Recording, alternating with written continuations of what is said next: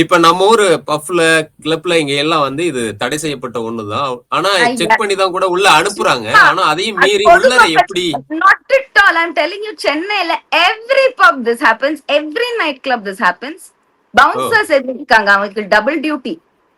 ம்ஹ்ம். ஒண்ணு சும்மா வர ஜனங்களை சும்மா மறைச்சு மறைச்சு பாக்கணும், லைட்டா சுச்சு போறதுக்கு பாத்ரூம் போனாலே மறைப்பானுங்க ஏதோ எடுத்துட்டு போற மாதிரி.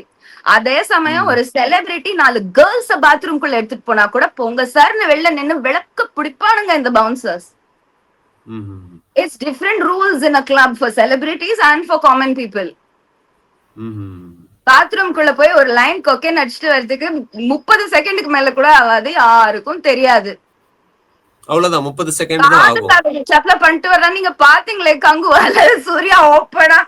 If they do this and come out of the bathroom, they've done it. அததான் சித்தரிச்சார் அவரு.